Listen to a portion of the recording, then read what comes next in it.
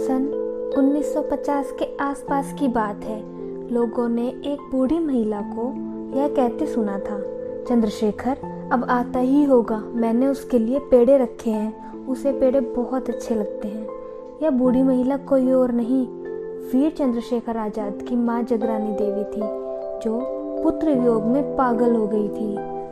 उन्हें यह भी होश नहीं था कि चंद्रशेखर तो कभी का अमर हो चुका है, वह अब कभी नहीं आएगा।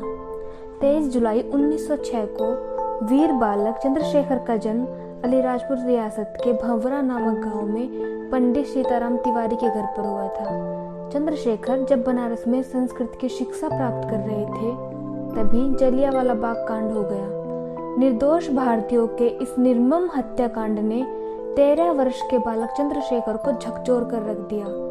इससे आक्रोशित होकर उन्होंने अंग्रेजों से बदला लेने के लिए क्रांति की शपथ ली। चंद्रशेखर आजाद लोकमान्य तिलक व वीर सावरकर को अपना आदर्श मानते थे। चंद्रशेखर का क्रांतिकारी जीवन में प्रवेश हो जाने पर अंग्रेज सरकार उनके पीछे हाथ धोकर पड़ गई थी। चंद्रशेखर की मां अपने पति की मृत्यु के बाद कानपुर के एक मकान में अकेली ही रहती थी, लेकिन चंद्रशेखर अपनी मां से मिलने कभी कभार ही आ पाते थे।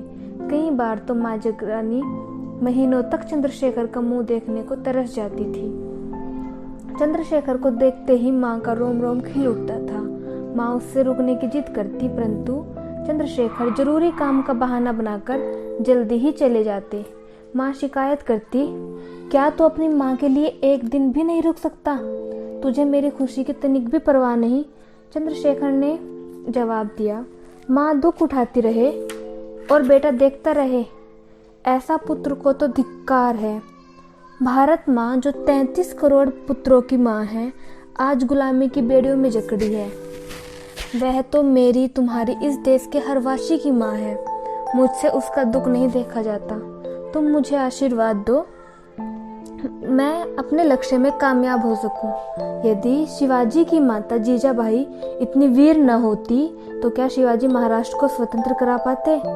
माँ जगरानी को ये बड़ी बड़ी बातें समझ नहीं आती थी। उसकी तो इच्छा थी कि चंद्रशेखर विवाह करे, घर में एक अच्छी सी बहू आए। फिर भी जगरानी देवी ने चंद्रशेखर को उसके उद्देश्य में सफल होने के लिए मन ही मन आशीर्वाद दिया।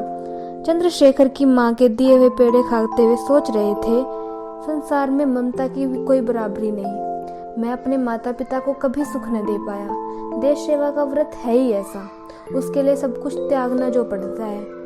गुरु गोविंद सिंह ने अपने चारों पुत्रों की बलि दे दी। महाराणा प्रताप जंगलों की खाक छानते फिरे। शिवाजी जिन्होंने इतना बड़ा साम्राज्य स्थापित किया।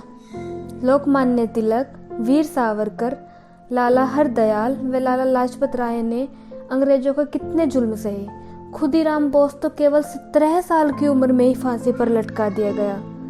भारत माता हम सबकी माता है और देश सेवा सबसे बड़ा धर्म है। चंद्रशेखर जिसके नाम से अंग्रेजों की कपकपी छूट जाती थी, 27 फरवरी 1931 को एक विश्वासघाती साथी जो अंग्रेजों का मुखबिर बन गया था, उसके षड्यंत्र में फंसकर इलाहाबाद के अल्फ्रेड पार्क में हजारों अंग्रेज सिपाहियों से घिर गए। घंटों तक गोलियां चलती रही। अकेला आजाद कब तक हजारों सिपाहियों का मुकाबला कर पाता? अंत में एक गोली बचने पर उन्होंने अपनी पिस्तौल को कनपट्टी पर रखकर गोली चला दी। इस प्रकार चंद्रशेखर सदैव आजाद ही रहा और मरते समय भी उसने अपनी आजादी का ही परिचय दिया। भारत माता की आजादी के लिए यह क्रांतिवीर अपनी ही गोली से वीर गति को प्राप्त हुआ। जय हिंद, जय भारत।